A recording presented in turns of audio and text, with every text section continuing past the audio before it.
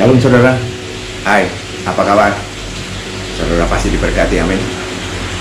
Dimanapun kita berada, kalau kita mendahulukan Dia, kalau kita meninggikan Dia, kita pasti akan dilindungi, kita pasti akan dijagai. Apapun, percayalah, Tuhan segala-galanya. Siap diberkati? Tundukkan kepala kita berdoa. Kembali pada kesempatan ini Tuhan, kembali boleh bersama-sama menikmati kebenaran firman-Mu, berbicara melalui hamba-Mu Tuhan, taruhkan perkataan-Mu di atas mulut bibir hamba-Mu Bapak, sehingga sungguh-sungguh kesempatan hari ini Tuhan menjadi kesempatan yang luar biasa. Karena kesempatan ini Tuhan, siapapun mereka yang mendengar, dimanapun mereka berada, mereka pasti diberkati. Segala roh kuasa apapun yang mau menghambat, yang mau mencuri, yang mau menghalangi, kami katakan, kami suri dalam nama Yesus.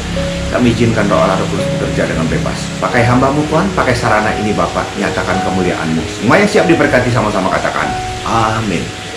Siap diberkati, amin. Buka bersama dengan saya firman Tuhan, buka bersama dengan saya firman Tuhan yang terambil dari firman-Nya.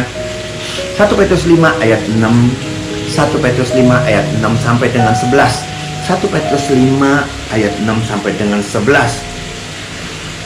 Firman Tuhan berkata, karena itu rendahkanlah dirimu di bawah tangan Tuhan yang kuat, supaya kamu ditinggikannya pada waktunya. Serahkanlah segala kekhawatiranmu kepadanya, sebab Ia yang memelihara kamu. Sadarlah dan berjaga-jagalah, lawanmu si iblis berjalan keliling sama seperti singa yang mengaum-ngaum dan mencari orang yang dapat ditelannya, yang mencari orang yang dapat ditelannya. Jadi tidak semua orang bisa ditelannya. Lawanlah dia dengan iman yang teguh, sebab kamu tahu bahwa semua saudaramu di seluruh dunia menanggung penderitaan yang sama. Dan Allah sumber segala kasih karunia yang telah memanggil kamu dalam Kristus kepada kemuliaan-Nya yang kekal, akan melengkapi, akan meneguhkan, akan menguatkan, dan akan mengokohkan kamu sesudah kamu menderita seketika lamanya. Ialah yang mempunyai kuasa sampai selama-lamanya. Ada amin. Oh, luar biasa saudara, luar biasa. Saudara, firman Tuhan berkata, sadarlah, berjaga-jagalah. Lawanmu si iblis berjalan keliling sama seperti singa yang mengaum-ngaum dan mencari orang yang dapat ditelannya. Tidak semua orang bisa ditelan. Berjaga-jagalah senantiasa. Iblis tidak mati, iblis masih tetap ada. Iblis cuma bisa diusir dari zaman dulu. Jadi dia mencari kesempatan untuk apa? Mencobai kita. Untuk apa? Membuat kita kembali jatuh. Saudara, seringkali kita tidak sadar. Seringkali kita tidak sadar iblisnya tuh di mana. Iblisnya tuh di mana? Bagaimana cara kerjanya iblis? Saudara, hari ini kita mau belajar. Jadi kalau ditanya, saudara, apa yang saudara inginkan? Saudara mau nggak saudara berkat? Saudara mau nggak saudara berkat daripada berkat yang ke-10? Ayat ke-10, apa tuh berkatnya? Allah sumber segala kasih karunia-Nya yang telah memanggil kamu dalam Kristus kepada kemuliaan-Nya yang kekal, akan melengkapi. Saudara mau dilengkapi? Saudara mau dilengkapi, semua orang mau dilengkapi, semua orang mau diteguhkan, semua orang mau dikuatkan, semua orang mau dikokohkan. Tapi ingat satu hal, itu baru bisa kita nikmati. Ayatnya belum selesai. Ayatnya berkata, sesudah kamu menderita seketika lamanya. Kapan kita dilengkapi? Sesudah ada yang kurang. Kenapa bisa berkurang? Kenapa harus dilengkapi? Karena ada tekanan, ada masalah, sehingga ada sedikit berkurang, dan Tuhan siap melengkapi kembali. Dan Tuhan berkata, meneguhkan. Kapan kita mau diteguhkan? Kalau kita menghadapi problem dan masalah, timbul keraguan, timbul keraguan dari diri kita, kegoncangan, kekhawatiran, dia akan meneguhkan kembali. Kapan itu? Sesudah kita melewati penderitaan. Makanya kita diteguhkan, menguatkan. Kapan Tuhan menguatkan kita?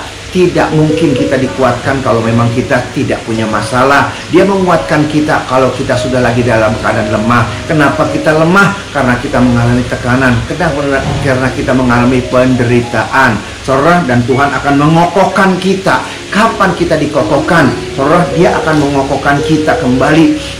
Sesudah kita menghadapi segala problem dan masalah, sudah mulai goyah, sudah mulai takut dan khawatir, dan dia mengokohkan saudara dan saya. Ingat, sesudah kita seketika mengalami penderitaan. Jadi dengan kata lain, saya mau berkata kepada saudara, tidak ada sukses yang tiba-tiba datang dari langit dan turun dari langit. Tidak ada sukses yang datang seketika tanpa perjuangan, tanpa penderitaan. Ini harus ada dalam diri setiap kita. Pak, kita kan sudah dekat dengan Tuhan, kita sudah terima Dia sebagai Tuhan dan Juru Selamat. Justru karena kita sudah terima Dia sebagai Tuhan dan Juru Selamat, karena kita sudah menjadi milik Kristus, maka goncangan, tekanan, problem, masalah itu makin besar, saudara. Kalau begitu kita jangan terima aja, Pak, supaya tidak ada masalah. Tidak, saudara. Karena kita dekat dengan Tuhan, kita terima Dia sebagai Tuhan dan Juru Selamat. Karena itulah setan tidak mau kita selamat. Dia akan coba kita supaya kita jatuh kembali. Ingat, berjaga-jagalah, berawas-awaslah. Karena apa? Karena setan tidak mau saudara diberkati. Setan mau saudara kembali jatuh. Saudara, ini yang terjadi. Jadi jangan kata lain. Jangan dengan kata lain saya mau berkata, tidak ada satu keberhasilan tanpa penderitaan, tanpa kerja keras, tanpa itu semua tidak mungkin bisa kita menerimanya. Oleh karena itu, hari ini kita mau melihat dan belajar. Judul khotbah saya adalah berkat di bumi dan berkat di surga. Saudara, berkat di bumi dan berkat di surga. Jangan sampai kita salah. Kita dapat berkat di bumi dan kita mau mendapat berkat di surga. Dan caranya bagaimana, menilainya seperti apa? Ketidakpengertian kita. Kita menyamakan berkat di bumi dan berkat di surga. Kita menyamakan sehingga waktu kita mengalami pelayanan di dalam Tuhan, kita seringkali salah mengerti. Saya berdoa hari ini supaya tidak ada lagi yang kecewa. Karena apa? Karena berkat di bumi dan cara penilaian untuk kita dapat berkat di bumi dan penilaian dengan berkat di surga itu tidak sama. Ketidaksamaan ini jangan sampai iblis masuk dan membuat setiap kita kecewa. Siap diberkati? Mari kita buka firman Tuhan. Mari kita buka firman Tuhan. Roma 4 ayat 4. Kita buka firman Tuhan di dalam Roma 4 ayat 4. Roma 4 ayat 4 saya bacakan buat saudara. Firman-Nya berkata, kalau ada orang yang bekerja, upahnya tidak diperhitungkan sebagai hadiah, tetapi sebagai haknya. Kalau kita kerja, kita dapat upah, itu bukan pemberian, tetapi itu hak kita. Kenapa? Aku udah kerja. Inilah upah kalau kita kerja. Saudara, kita tidak bakalan bisa dapat upah kalau kita tidak kerja, kalau kita tidak rajin, kalau kita tidak berprestasi. Haknya kita dapat upah itu dan kelihatan, saudara, dan kita bisa komplain kalau kita tidak mendapatkannya. Saudara, jadi dengan kata lain, kalau kita kerja, mengalami semua tekanan segala macam, kita bangun pagi, kita kerja, kita berlelah, kita pulang lagi, dan kita berhak untuk dapat upah. Itu kelihatan, dan itulah aturan mainnya. Contohnya saudara, yang gampang ya, tidak ada berkat tanpa proses, tanpa masalah, tanpa hambatan, tanpa cerih lelah. Saudara gini, saudara lihat saya, saudara. Contoh saudara lihat ya. Gimana saudara? Six pack. Saudara berkata, itu bukan six pack, one pack. Saudara lihat bagaimana saudara.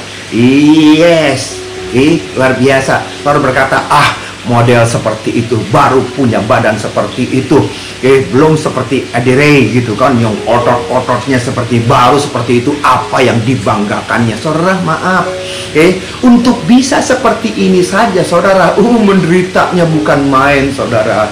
Untuk bisa mendapatkan hasil segini aja saudara, menderitanya bukan main. Tidak ada hasil yang seperti ini tanpa penderitaan, tidak mungkin saudara.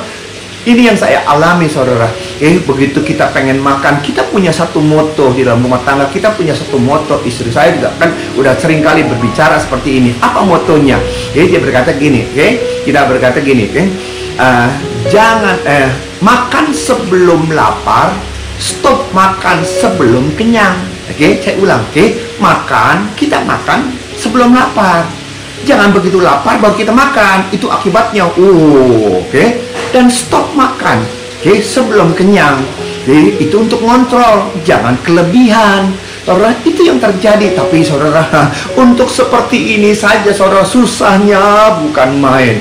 Susahnya bukan main. Oke, apalagi terutama saudara, jangan bilang-bilang saudara. Oke, malam Senin saudara, kan hari Minggu biasa kan kita khotbah. Oke, itu jemaat ada banyak yang ngundang untuk makan. Itu susah untuk ditolak. Apalagi kalau Pak Haryanto dan Ibu Wina saudara yang ngundang makan. Oke, apalagi saudara, ada lagi saudara Pak Surya dengan Ibu Ratna ngundang makan. Saudara, itu mereka saudara, mereka sih berkati luar biasa. Mereka pengusaha yang diberkati luar biasa, rumah tangga yang diberkati luar biasa. Kalau mereka Pak Haryanto, Bu Wina, saudara, Pak Surya, Ibu Ratna, kalau mereka ngundang saudara, itu meja kalau bisa panjangin lagi mejanya saudara, semua saudara penuh dengan makanan. Sepertinya besok nggak ada makanan lagi. Bukan seperti apa, mereka mau servis, mereka mau menyenangkan saya, tapi susah saudara. Begitu menghadapi seperti itu saudara tahu nggak sih, kalau makan kepiting gedenya segede gini saudara, itu satu piring kepiting segede gini, udangnya saudara, wow, lupa dengan moto, makan sebelum lapar, stop makan sebelum kenyang, lupa saudara, itu makanan makanan raja-raja. Yes, makan saudara. Kita makan itu makanannya, kalau orang Cina mau bilang hauce saudara. Makan bisa kita tahan untuk tidak makan. Apakah bisa kita tidak menikmati saudara? Kapan lagi? Itu enak-enak semua lagi saudara, di depan meja penuh sayuran. Jangan 1-2 saudara, kalau bisa itu meja dipenuhi sama sayuran. Pernah saya makan saudara, itu sayurnya, orderannya saya hitung di listnya 22 macam. Sampai saya berkata, siapa yang mau makan? Tapi ternyata saudara habis tuh. Mungkin malaikat ikut makan kali di situ. Itu yang kenyataan saudara. Lagi makan seperti itu saudara, mertua lewat juga nggak bakalan dilihat saudara. Orang berkata, Pak Mulyawan, masa sih begitu hilap, baru makanan begitu enak aja udah kurang ajar sama mertua. Makan enak, mertua lewat kagak dilihat, seperti itu kurang ajar banget itu mantu. Saya berkata kepada dia, bukan gue kurang ngajar gitu loh, bukan kurang ngajar, lagi makan enak mertua lewat, masalahnya mertua saya sudah mati gitu loh, jadi dia lewat kan nggak kelihatan. Saudara, itu yang terjadi. Apalagi saudara, saya udah punya mantu, saya udah punya cucu satu, namanya Nathanael. Yes, lelaki saudara. Kalau mereka ngindap di sini saudara, godaan sekali saudara. Mereka ngindap di rumah saudara, kalau malam-malam itu saudara, martabak pecenongan, martabak yang gitu kan. Saya begitu martabak itu baunya udah menggoda saudara, bau sudah menggoda. Saya datang, saya ambil satu, baru mau makan saudara. Istri lewat dan berkata, makan satu, besok lari 5 km. Wow. Makan satu katanya, besok lari 5 km. Saudara, menderita sekali gitu loh. Terus dia katakan, coba lihat waktu bikinnya. Itu gula segitu banyaknya, itu udah gula pakai meses lagi, semua pakai mentega lagi, segitu-gitunya semua. Kalau bisa tuh satu kaleng dibuat di situ hanya untuk satu martabak saudara. Enaknya bukan main, bikin kita hilap. Tetapi saudara ingat, satu makan ini 5 km, besok lu lari gitu. Aduh, saya bayangin saudara. Tapi itulah, untuk nahan tidak makan kayaknya susah. Jadi dengan kata lain, jangan salahkan saya kalau saya belum bisa six pack saudara. Jangan salahkan saya kalau saya tidak bisa six pack. Karena apa? Godaannya terlalu besar saudara. Menderita sekali untuk tidak makan saudara. Apalagi lihat mereka pada makan gitu.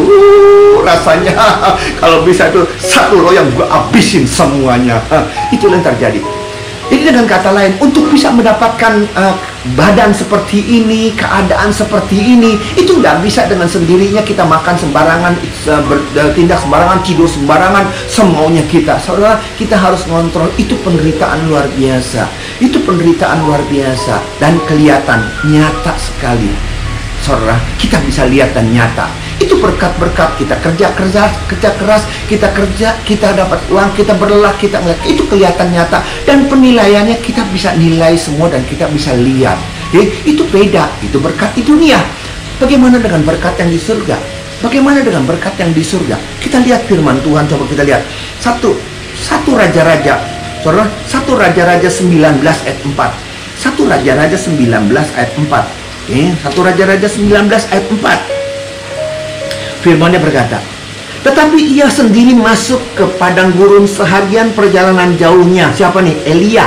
Lalu duduk di bawah sebuah pohon arar. Kemudian ia ingin mati, katanya. Cukuplah itu sekarang ya Tuhan, ambillah nyawaku, sebab aku ini tidak lebih baik daripada nenek moyangku. Elia, saudara, peperangan demi peperangan, kemenangan demi kemenangan, kuasa Tuhan dinyatakan dengan begitu luar biasa. Tapi endingnya kok sangat-sangat jauh banget dari harapan kita. Jauh banget dari harapan kita. Kok endingnya malah dia berkata, aku ingin mati saja. Saudara, ini yang terjadi. Dia berpikir dia udah kerja, dia berpikir dia sudah melakukan segala sesuatu, dan semuanya terjadi. Tidak turun hujan, dia perang dengan iblis, dengan kuasa kegelapan, dengan para Baal. Dia menang semuanya, dan dia berdoa untuk hujan turun, hujan api turun, berdoa untuk api turun, dia turun, berdoa untuk hujan turun. Tetapi kenyataan, kenapa mereka tidak bertobat?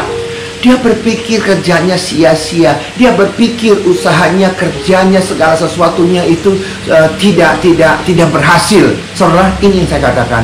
Kalau kita kerja di ladangnya Tuhan, dengan kita kerja di dunia, upah kita di surga dan upah kita di dunia itu berbeda. Kalau kita kerja di dunia itu kelihatan dengan nyata, kelihatan secara fisik, saudara. Tapi kalau kita kerja dengan Tuhan, yang nilai berhasil atau tidak berhasil itu adalah Tuhan.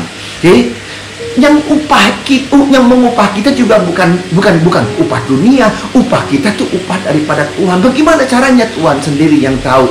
Ketidakpengertian kita, iblis masuk, timbul kekecewaan, kepingin mati dia di sana. Karena dia berpikir apa? Dia berpikir dia tidak lebih baik. Dia berpikir usahanya sia-sia. Kita lihat, coba kita lihat. Kita teruskan ayatnya. Di dalam ayat ke-9 dan ke-10, Tuhan pun nanya sama dia. 1 Raja-Raja tadi 19. Kita lihat coba di dalam ayat 9 dan 10. Di sana masuk ia ke dalam sebuah gua dan bermalam di situ. Maka firman Tuhan datang kepadanya. Demikian, apakah kerjamu di sini, Elia? Elia jawab apa? Aku bekerja segitu giat-giatnya bagi Tuhan, Allah semesta alam. Karena orang Israel meninggalkan perjanjianmu, cuman aku saja Tuhan yang ada di sini, dan meruntuhkan mesbah-mesbahmu dan membunuh nabi-nabimu, dengan pedang. Hanya aku seorang diri. Merasa dia cuma sendiri yang bekerja, semuanya pada dibunuh oleh Ahab, dengan pedang. Hanya aku seorang diri yang masih hidup, dan mereka ingin mencabut nyawaku. Di mana Tuhan? Kenapa tidak melindungi aku? Kenapa tidak menjaga aku? Itulah, saudara, dari ayat seperti ini, kenapa dia komplain? Inilah yang terjadi. Ini yang terjadi, saudara. Dia merasa sudah berbuat sesuatu. Aku sudah Tuhan, aku sudah Tuhan, aku sudah. Tapi kenapa mereka seperti ini mau mencabut nyawaku? Tapi kenapa Tuhan tidak tolong aku? Mereka seolah-olah Elia berkata, Tuhan itu tidak setia. Dia menuntut upah perlindungan daripada dia, menuntut karena dia merasa dia siapa? Dia berharga, dia merasa dia sudah berbuat sesuatu kepada Tuhan. Saudara, ini yang terjadi. Saudara, kalau kita melayani di dunia, dengan kita melayani Tuhan itu berbeda. Upah di dunia, upah surga beda. Cara dunia, cara surga juga beda, saudara. Nilai keberhasilan kita dengan nilai pergasi, cara menilainya pun berbeda, dan Tuhan yang tahu cara menilainya seperti apa. Saudara, ini yang terjadi. Saudara, kalau kita ada dalam pelayanan Tuhan, yang harus ada dalam diri saudara dan saya adalah, lihat 1 Petrus 5 ayat 6. Oke, kita lihat 1 Petrus, 1 Petrus 5 ayat 6. Yang itu yang harus ada di dalam diri setiap kita. Apa itu 1 Petrus 5 ayat 6? Karena itu rendahkanlah dirimu di bawah tangan Tuhan yang kuat, supaya kamu ditinggikannya pada waktunya. Rendahkanlah dirimu. Saudara, tugas kita sebagai hamba Tuhan cuma satu. Tuhan perintahkan lakukan. Tuhan perintahkan lakukan. Cukup kita melakukan. Hasilnya Tuhan yang menilai. Bagaimana caranya, bagaimana upahnya, Tuhan yang tahu, dan Dia tidak pernah berhutang dengan kita. Jangan kita merasa sudah seolah-olah kita sudah melakukan segala sesuatu, jadi kita berhak. Tuhan, kenapa Kau tidak lindungi kami? Kenapa Kau tidak jagai kami? Kemana Engkau Tuhan? Tuhan, saudara, ingat, rendahkan diri kita. Siapa sih kita di hadapan Tuhan? Jadi kalau kita bisa melakukan segala sesuatu kayak Elia, berhakkah dia komplain? Berhakkah dia? Apakah dia berkata jangan turun hujan? Apakah dia yang bikin itu hujan tidak turun? Dia berdoa untuk turun api untuk memakan ini. Apakah dia yang berusaha, yang mengusahakan itu api dari surga turun ke dunia? Siapa dia? Dia cuma ngomong, dia cuma bicara, dia cuma perintah. Dan dia berdoa untuk turun hujan. Putih turun hujan. Siapa yang membuat hujan itu turun?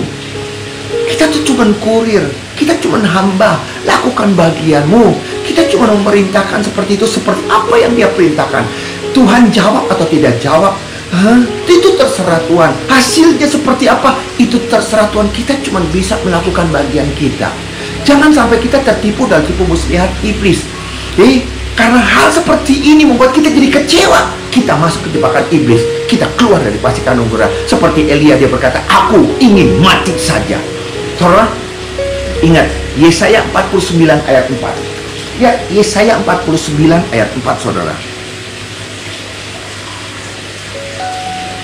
Tetapi aku berkata, aku telah bersusah-susah dengan percuma. Lihat kan, Elia berkata, udah bersusah-susah, udah berdoa 3,5 tahun menyiksa diri, sudah berperang melawan Baal, sudah berdoa mengenai hujan turun, hari ini dia diancam untuk dibunuh. Sepertinya percuma yang dia lakukan, pertobatan tidak terjadi, dan telah menghabiskan kekuatanku dengan sia-sia dan tidak berguna. Itu yang dirasakan oleh Elia. Tapi ingat, namun hakku terjamin pada Tuhan, dan upahku pada Allahku cukup. Apapun hasilnya, yang menilai Tuhan. Upahnya seperti apa, yang memberikan Tuhan. Percaya saja. Selesaikan apa? Siapa kita? Rendahkan diri kita. Kalau kita bisa melakukan tugas-tugas, mengikuti segala perintah Tuhan, untuk kita mengampuni, untuk kita memberkati, untuk kita mendoakan. Sepertinya apa yang kita lakukan tidak seperti apa yang kita harapkan. Kita sudah berdoa buat dia, kita sudah mengampuni dia, kita sudah memberkati dia, tetapi yang kita terima, kenapa justru terbalik? Saudara, stop. Lakukan bagianmu. Maka mengenai hasilnya, itu terserah Tuhan. Berdoa senantiasa, lakukan seperti apa yang Dia perintahkan. Hasilnya terserah Tuhan sendiri yang menilai berhasil atau tidak berhasil. Waktu Tuhan tidak pernah terlambat. Jangan sampai kekecewaan ada menyertai kita. Berkat di dunia dengan berkat di surga berbeda caranya, hasilnya pun berbeda. Oleh karena itu, satu ayat lagi saudara, kita lihat firman Tuhan, contoh yang luar biasa. Lukas 17 ayat 7 sampai dengan 10. Siapa di antara kamu yang mempunyai seorang hamba, lihat, yang mempunyai hamba yang membajak atau mengembalakan ternak baginya, akan berkata kepada hamba itu setelah ia pulang dari ladang, mari segera makan. Apakah kita punya bujang yang habis sesudah dia mengembalakan kambing domba kita? Dia kerja sesudah mengembalakan capek, begitu pulang kita lihat, oh udah pulang, mari makan. Apakah kita suruh dia mari makan seperti itu? Tidak, karena dia hamba. Apa? Bukankah sebaliknya? Ia akan berkata kepada hamba itu, sediakanlah makananku, ikatlah pinggangmu, layanilah aku sampai selesai. Aku makan dan minum, dan sesudah itu engkau boleh makan dan minum. Halo, dia sudah kerja capek di sana, kita nggak suruh dia makan, mari makan gitu, enggak. Ikat pinggangmu, siapin makanan, siapin minuman, bos mau makan. Itu yang terjadi. Karena apa? Hamba. hamba. Itu yang terjadi, saudara. Terus 9, sesudah kita makan minum, apakah kita berkata 9? Adakah ia berterima kasih kepada hamba itu karena hamba itu telah melakukan apa yang ditugaskan kepadanya? Apakah mereka sudah dia nyiapin makanan minuman kemudian kita berkata, oh terima kasih ya, kamsia, ban kamsia? Tidak. Kenapa? Hamba dia, saudara. Demikian pula lah, oke? Jugalah kamu, apabila kamu telah melakukan segala sesuatu yang ditugaskan kepadamu, hendaklah kamu berkata, kami adalah hamba-hamba yang tidak berguna. Kami hanya melakukan apa yang kami harus lakukan. Haleluya, saudara. Itu yang harus ada dalam diri setiap kita. Kita tidak komplain dan berkata, bukankah aku sudah menggalakan kambing domba? Aku capek, aku mau makan dulu. Tidak. Ikat pinggamu, layanilah aku makan minum. Dan sesudah melayani, tidak berkata kamsia kepada mereka, terima kasih kepada mereka. Saudara, karena apa? Karena dia hamba, karena dia pelayan. Siapa kita di hadapan Tuhan? Kalau Tuhan izinkan kita untuk melakukan segala sesuatu, lakukanlah. Kita tidak berhak berkata, aku sudah seperti ini. Berapa banyak orang yang seperti itu. Aku sudah melayani Tuhan, aku sudah memuji Tuhan, aku sudah baca Alkitab, aku sudah puasa, aku sudah ibadah, aku sudah perpuluhan, aku Tuhan, mana Tuhan? Kenapa aku tidak diberkati Tuhan? Kenapa keluargaku Tuhan? Kenapa usahaku Tuhan? Kenapa pabrikku? Kenapa doaku tidak dijawab? Kenapa sakitku tidak sembuh-sembuh Tuhan? Halo? Sepertinya kita punya hak untuk menuntut Tuhan. Lakukanlah bagianmu. Tuhan tidak pernah terlambat. Hari-hari ini berapa banyak orang yang kecewa. Jangan izinkan setan masuk, saudara. Jangan izinkan setan dengan roh kekecewaan, dengan roh ketakutan, dengan roh kekhawatiran masuk menguasai saudara, dan akhirnya persungutan terjadi. Saudara, hari ini kita lihat COVID-19. Saudara berkata, kenapa kita orang percaya kok disamakan dengan orang-orang dunia? Kenapa kita orang percaya ada hamba Tuhan, pelayan Tuhan? Kenapa ada orang-orang yang percaya kepada Tuhan? Kenapa mereka binasa? Sama seperti orang-orang yang tidak kenal Tuhan. Kemana Tuhan? Kenapa Tuhan diam saja? Kenapa Tuhan? Saudara, lakukan bagianmu. Lakukan bagianmu. Oke, mengenai penilaian itu terserah Tuhan. Kalau Tuhan izinkan engkau binasa, engkau mati, meninggal karena COVID, itu urusannya Tuhan. Penilaian Tuhan, Tuhan tahu dengan jelas, Tuhan tahu kenapa. Kalau Tuhan izinkan masalah tetap ada menyertai saudara, padahal saudara sudah melayani Tuhan dengan luar biasa, saudara percayalah. Jangan izinkan kekecewaan ada menyertai saudara. Tolak di dalam Yesus, Tuhan tahu kok. Penilaian kita bukan dengan penilaian manusia, penilaian Tuhan. Tuhan tahu nilainya, dan Tuhan tidak pernah terlambat. Upah kita pun, jangan kita berkata sia-sia dong apa yang sudah aku lakukan. Saudara, yang menilai Tuhan, upah. Tuhan tidak pernah mau utang dengan saudara. Tuhan pasti membalaskannya. Jangan izinkan roh kekecewaan ada menyertai. Karena apa? Karena berkat kita di dunia dan berkat di surga, itu cara penilaiannya, cara kerjanya, cara mendapatkannya itu berbeda. Jadi jangan izinkan sekali lagi setan menguasai saudara, sehingga roh ketakutan, sehingga roh kekecewaan menguasai saudara. Ada amin? Tundukkan kepala kita berdoa. Terima kasih Tuhan. Hari ini kami belajar untuk menyikapi. Jangan sampai kami tertipu oleh setan kuasa iblis yang senantiasa terus berkeliling mencari orang yang bisa dimakan. Saudara, kami sadar Bapak, kadang-kala melalui pelayanan, kadang-kala melalui keluarga, kadang-kadang melalui pekerjaan, sepertinya kami sudah melakukan seperti apa yang Kau inginkan. Tapi kenyataannya kok kami menerima tidak seperti yang kami harapkan. Beda sekali. Tapi hari ini firman-Mu dengan indah mengajar kepada setiap kami hal kerajaan surga, mengenai penilaiannya, mengenai upahnya, mengenai waktunya, mengenai hasilnya. Tuhan yang menentukan. Tuhan tahu dengan jelas, dan Tuhan tidak pernah mau berhutang. Terima kasih Bapak. Kuatkan setiap jemaat-Mu dimanapun mereka berada, sehingga roh ketakutan, roh kekecewaan tidak menguasai mereka. Berkati usaha pekerjaan, karir rumah tangga mereka, usaha pekerjaan pabrik mereka diberkati. Berkati negara kami, presiden kami, wakil presiden, gubernur, dokter, suster, dan segala semua jajaran sampai yang terendah. Dan kami percaya karena ada orang benar yang berdoa, negara kami dipulihkan. Karena ada orang benar yang berdoa, ekonomi kami dipulihkan. Di dalam nama Yesus kami ucap syukur berkat-Mu. Haleluya. Amin. Demikian saudara, firman Tuhan. Sampai jumpa dalam sesi yang akan datang. Tuhan Yesus memberkati. Shalom.